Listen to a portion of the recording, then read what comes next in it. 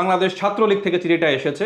এটা আসলে গুপ্ত চিঠি। যদি আওয়ামী লীগ যদি ভোট করতে না পারে 24 সালের গণহত্যার জন্য, জামাত কিভাবে 1971 সালে আমাদের যে স্বাধীনতা এবং সার্বভৌমত্বের বিপক্ষে ছিল তারা কিভাবে ইলেকশন করে। 1971 সালে জামাতে ইসলামের মতো একটি দল যারা বাংলাদেশের স্বাধীনতা এবং সার্বভৌমত্ব কিন্তু তারা চায়নি। এই যে তারা যে বাংলাদেশের স্বাধীনতা চায়নি, তারা কিন্তু এখন আবার রাষ্ট্র ক্ষমতায় কিন্তু যেতে চায়। এই রাষ্ট্র ক্ষমতায় তারা যে যেতে চায়, তারা কি জাতির কাছে ক্ষমা চেয়েছে?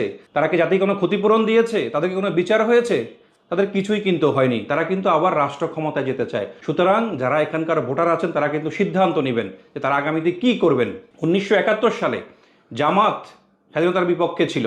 সেম 2024 সালে আওয়ামী লীগ কিন্তু এখানে গণহত্যা চালিয়েছে। যদি আওয়ামী লীগ যদি ভোট করতে না পারে 24 সালের গণহত্যার জন্য, জামাত কিভাবে 1971 সালে আমাদের যে স্বাধীনতা এবং সার্বভৌমত্বের বিপক্ষে ছিল তারা কিভাবে ইলেকশন করে। সুতরাং আগামী দিনে তারা যদি ক্ষমতায়ও আসে, এটা কিন্তু জাতি মেনে নিবে না। ইতিমধ্যে দেখবেন যে এই যে জামাত ইসলাম তারা কিন্তু বিভিন্ন বাসায় রমজানের বাজার পাঠাচ্ছেন, কোথাও চালের বস্তা পাঠাচ্ছেন, কোথাও মুরগি কিনে দিচ্ছেন।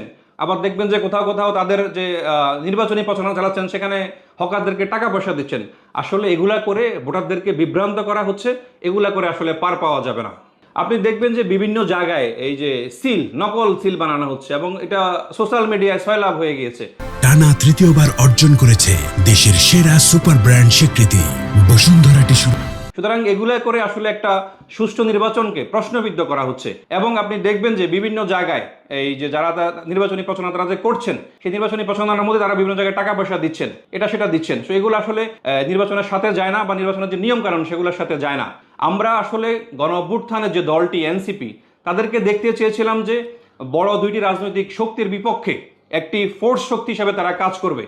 কিন্তু তারা স্বাধীনতার বিপক্ষে শক্তির সাথে একাত্মতা প্রকাশ করে তারা তাদের রাজনীতিটাই নষ্ট করে দিয়েছে।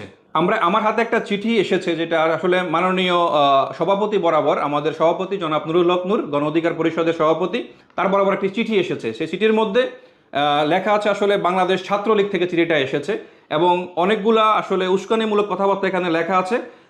আসলে বাংলাদেশের যেহেতু আওয়ামী লীগ গণহত্যার দায়ে নির্বাচনটি করতে পারছেন না, সুতরাং গণ অধিকার পরিষদের সভাপতি সহ অন্যান্য দলের যে প্রধানরা আছেন তাদেরকে উদ্দেশ্য করে চিঠিটি এসেছে এবং তাদেরকে হত্যার একটা উদ্দেশ্য এখানে চিঠির মধ্যে আমরা দেখতে পাচ্ছি। এবং বিভিন্ন ভোট কেন্দ্রে, যেহেতু 2 দিন পরে ভোট, বিভিন্ন ভোট কেন্দ্রে বোমাবাজি থেকে শুরু করে আরও অন্যান্য নাশকতামূলক যে তারা করবে, ছাত্রলীগ থেকে আমরা একটা চিঠি পেয়েছি। সুতরাং এখানে আইনশৃঙ্খলা রক্ষাকারী বাহিনীকে সচেষ্ট হতে হবে। এ ধরনের উস্কানিমূলক যে চিঠিপত্র আমরা চারদিকে পাচ্ছি, সুতরাং এগুলোর জন্য ব্যবস্থা যদি গ্রহণ না করে তাহলে আসলে ভোট কতটা নির্বিঘ্ন হবে এটাতে আসলে আমরা শঙ্কা মুক্ত হতে পারছি না। এটা আসলে গুপ্ত চিঠি, কারণ আমরা এখন পর্যন্ত যে নাম্বার পেয়েছি সেই নাম্বার আমরা কাউকে আইডেন্টিফাই করতে পারছি না আসলে চিঠিটি কোত্থেকে এসেছে। আমাদের অফিস বরাবর চিঠিটি এসেছে এবং এটা রেজিস্ট্রি অফিস কর্তৃক আসলে দিয়ে গিয়েছে পোস্টালের মাধ্যমে। তো সুতরাং এটা আমরা চেষ্টা করছি আইডেন্টিফাই করার জন্য চিঠিটা কোত্থেকে এসেছে বা কীভাবে এসেছে।